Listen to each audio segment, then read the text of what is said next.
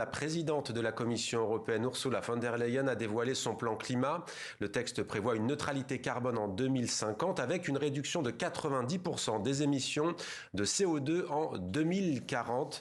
Pour atteindre ces objectifs, cela dit, ce plan inclut des compromis pour satisfaire les pays réticents, notamment la Hongrie, la Pologne, l'Italie, mais aussi la France plus récemment, ce qui provoque un tollé chez les ONG de défense de l'environnement. Nicolas Van Nuffel est avec nous pour en parler en direct de Bruxelles. Bonsoir et merci d'être avec nous sur TV5 Monde. Vous êtes responsable du plaidoyer du CNCD 11-11-11. C'est une plateforme qui regroupe plus de 90 ONG. Alors, des flexibilités, donc, c'est de la triche selon vous ?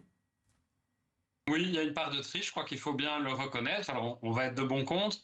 La Commission propose une réduction de 90% des émissions de gaz à effet de serre pour 2040. C'est tout juste dans la fourchette que les scientifiques avaient conseillé. Ils avaient dit qu'il faudra réduire de 90 à 95%. On est tout juste dans la fourchette. Mais la Commission s'est aidée d'une petite tricherie.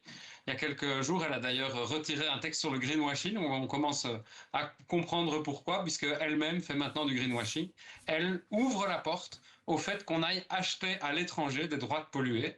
Les objectifs qui étaient fixés pour 2030 et 2050, qu'ils sont toujours d'ailleurs, sont des objectifs de réduction interne. On fait des vrais efforts. Pour 2040, on se donne un petit coup de pouce qui, en fait, ouvre la porte à de la tricherie climatique. Alors, en fait, vous parlez de ces crédits carbone internationaux. J'imagine la Commission européenne va les autoriser. Alors, c'est quoi ? En fait, les États membres de l'Union européenne pourraient compenser jusqu'à 3% de leurs émissions en finançant des projets de réduction de CO2 en dehors des frontières de l'Union européenne, par exemple le reboisement ou des installations solaires, le reboisement en Amazonie ou au Canada, par exemple, dont on parlera tout à l'heure. Pourquoi c'est une mauvaise décision selon vous ? Parce qu'on pourrait se dire qu'en fait, c'est mieux que rien.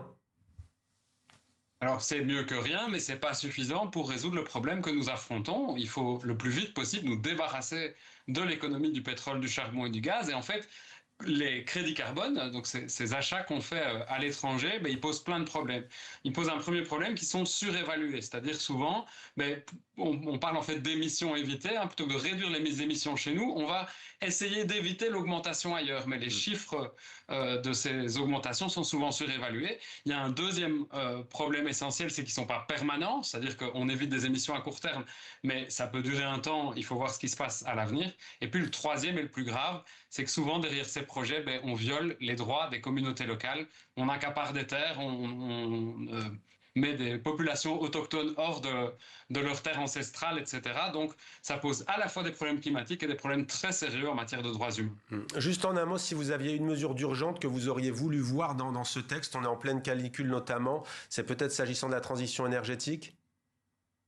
Oui, donc ici on parle du cap, on ne parle pas des mesures d'urgence. Moi j'ai envie de dire la mesure d'urgence, c'est sauvons le Green Deal. Aujourd'hui, la Commission européenne démantèle progressivement plein d'instruments qu'elle avait construits. Elle dit je réaffirme les objectifs, mais on enlève les législations sur la durabilité des entreprises, on enlève notre possibilité d'investir à travers des mesures d'austérité.